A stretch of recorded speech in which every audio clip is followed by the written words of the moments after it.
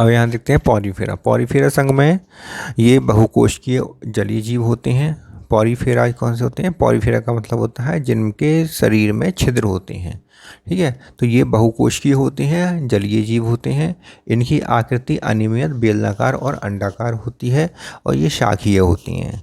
शाखीय भी हो सकते हैं, अंडाकार भी हो सकते हैं, बेलनाकार भी हो सकते हैं। बेलनाकार होते हैं। इनके शरीर में ऊतक नहीं पाए जाते हैं। जंतु की शरीर भित्ति में अनेक छोटे छोटे छिद्र होते हैं, इसीलिए इन्हें पॉरीफेरा कहते हैं और इन छिद्रों को ऑस्टिया कहते हैं।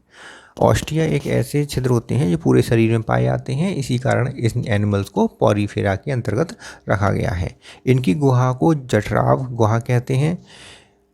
शरीर के अंदर का पानी ऑस्कुलम द्वारा बाहर निकलता है। आता तो शरीर के अंदर ऑस्टिया के माध्यम से है, लेकिन ऑस्टिया के माध्यम से आने के बाद इनकी जठराव गुहा में आ जाता है। वहाँ से ये ऑस्कुलम के माध्यम से ये बाहर की तरफ निकल जाता है। ऑस्कुलम एक ही ऑस्कुलम होता है इनके शरीर में, जिसके द्वारा ये बाहर निकल जाता है, जबकि ऑस्टिया की संख्या कई होती है, कई ऑस्टिया पाए जाते हैं। गुहा में कोशिकाव कशाभिका गुहा पाई जाती है। इनके शरीर भित्ति में दो स्तर होते हैं, एंडोडर्म और एक्टोडर्म। दो स्तरों से मिलकर बनी होती है। बाहर वाली को हम एक्टोडर्म कहते हैं, अंदर वाली लेयर को हम एंडोडर्म कहते हैं, और दोनों के बीच में जेली जैसी संरचना होती है जिसे हम मीजेनकाइम कहते हैं।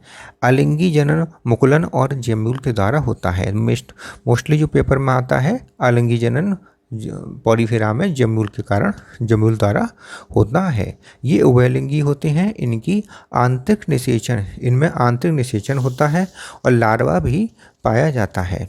उदाहरण इनके हैं साइकन स्पॉन्जिला और यू स्पंजिया। अब एनसीईआरटी में देख लेते हैं। संघ है पॉरीफेरा। इस संघ के प्राणियों को सामान्यतः स्पंज कहते हैं। सामान्यतः लवणीय और असममित होते हैं, मतलब इनकी सममिति समान नहीं होती है, और लवणीय होती है, जैसे समुद्र में रहने वाले होते हैं।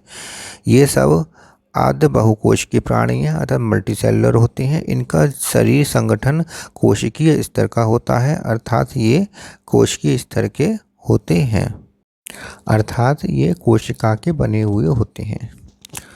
स्पंजों में जल परिवहन और नाल तंत्र पाया जाता है।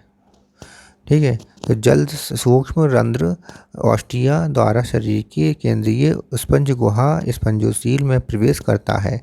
तो इनके चारों तरफ छोटे छोटे छिद्र पाए जाते हैं जिन्हें ऑस्टिया कहते हैं। इन्हीं ऑस्टिया में से जल अंदर की तरफ शरीर के भीतर आता है और स्पंज गुहा में प्रवेश कर जाता है।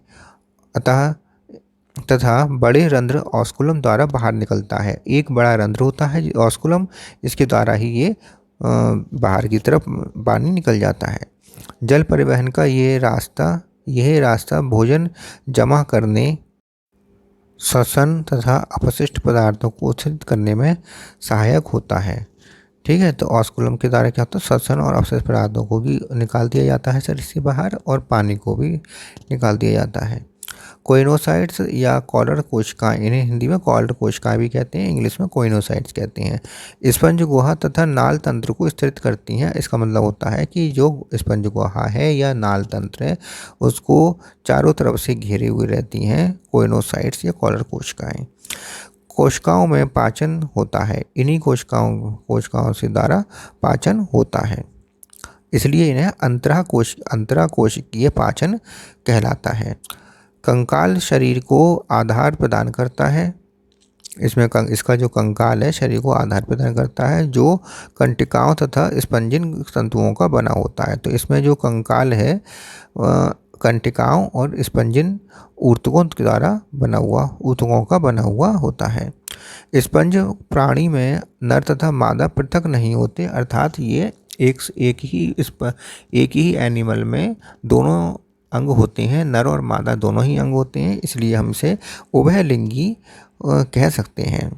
अंडे तथा शुक्राणु दोनों एक ही द्वारा बनाए जाते हैं। एक ही एनिमल से ही अंडे भी बन जाते हैं और शुक्राणु भी बन जाते हैं। उनमें अलैंगिक जनन